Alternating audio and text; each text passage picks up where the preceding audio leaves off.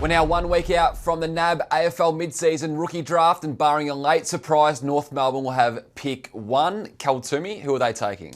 Jacob Edwards, Mitch. He's been the number 1 pick for some time, and it would be a shock if they went otherwise. Look, he's the standout prospect that's emerged in the first half of this season. 202 centimetres, Mitch, as a key forward / ruckman. I like what he does in both parts of the ground. I was there the day that he emerged. Okay. A practice game in March for the Sandringham Dragons, took a couple of marks. Recruiters everywhere were saying, who's this kid and can he be for the mid-season draft? Well, the Roos have the first option for him, and look, he's nominated earlier this week, so looks a Monty to go there, and when he gets there, he might extend his contract too. Who are some other names we should be looking at in that early part of the draft? Yeah, Ned Moyle's another one that I think a few clubs are really closely tracking, been playing with Collingwood's VFL side as well as the Oakleigh Chargers, where he was close to best on ground on the weekend.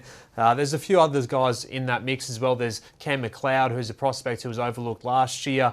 There's Patrick Parnell, a small defender. There's Noah Gribble, who's got some interest as well. So there's a fair few who've come through in this period. Aidan Beggs, a tall prospect. Xavier Mars back playing some footy. So there's some guys who've shown their names up and sort of put their stocks up for clubs to have a look at. Now it's a matter of whether they get picked, because the interesting point, Mitch, is not all clubs are going to take selections. No. Some have multiple picks. Will they use them all, though? Yeah, so North Melbourne, as you mentioned, having pick 1, they've got the option of taking 2 picks, just like Collingwood. Fremantle's in that same boat. But you look at a club like Gold Coast, they've got the option of taking 4 picks. Looks like they might only take 2. You look at St Kilda, they've got the option of taking 5 picks if they want them because of these long-term 5. injuries, retirement to Dylan Roberton. They need 5. They do, but it looks like they might only take 1, maximum 2. Gold Coast in a similar boat as well. You're looking at other clubs like Richmond, as you reported, just opened up 1 spot with Ivan Soldo moving to the long-term injury list. And there's some other clubs, like Adelaide has 3 if they wish. Geelong, West Coast and Western Bulldogs right now don't have a pick as it stands. My read on clubs, speaking to them as you do as well, is that they'd probably have a list of 4 to 6 names on their boards. Very, some similar, some different. So there's a variance there, but in total, I'd be surprised if there's many more than 12 to 13 picks across the night. Tell us about Jackson Callow, because he's a prospect who may get selected. Yeah, so played on the weekend for Norwood. Previously, Tasmanian, was overlooked in last year's draft. Now, as a 9-10-year-old, kicked 3 goals, 7 from 7 contested marks. He actually leads the SANFL competition for contested marks. Played that game on the weekend opposed to Fisher Mackesy and Josh Worrell from the Crows. So he's doing it against AFL opposition. Clubs are coming for him. Alex Murkov is a player Carlton is monitoring, former volleyballer, playing in their VFL side. He's one at 210 centimetres, getting a bit of interest. And it feels like the ruckman, as you've reported for some time, are of significant interest. Another one to keep an eye on is Ash Johnson, another player from Halls Creek, the footy factory of Halls Creek, the half-brother of Crow Shane McAdam.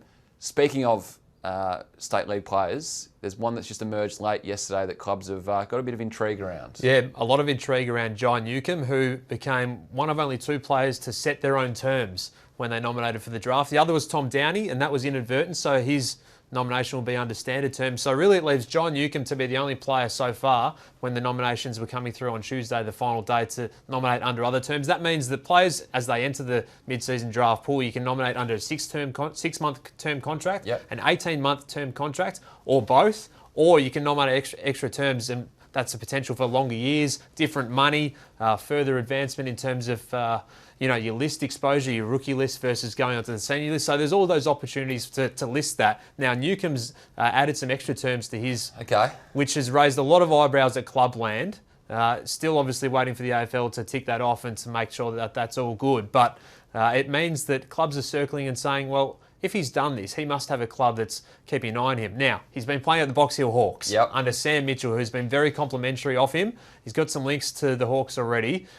Just very interested to see if the Hawks are trying to get him through to their second pick, if they do open up a second spot. They've got John Patton's pick for pick 1, or their first pick at this stage. They can open up a second if they move James Sicily to the long-term injury list. A few other clubs are looking at Newcomb, though, so that's where the intrigue surrounds him, and whether this will be ticked off or not, and also if it is, does he get through to that later pick or a later pick in the mid-season pool, or does another club snap him up? So there's one to look for. Another one very quickly that the Hawks might have their eye on is Sam Durham. A number of clubs have shown some interest in him, who's been playing for Richmond's VFL. So A lot of names there. What about the ex-AFL players, though? Is there anyone in the mix that's going to get taken? Will Tyson Stengel get a shot? Every chance at this stage. He's dominating in the Sandful, kicked 4 goals in the State League game for the Sandful against the Waffle. He's definitely getting some interest. Wiley Buzzer continues to kick goals for Werribee in the VFL. And Michael Knoll, we sat in this very spot suggesting he could be a 2-time mid-season draftee. Was taken by the Swans in 2019.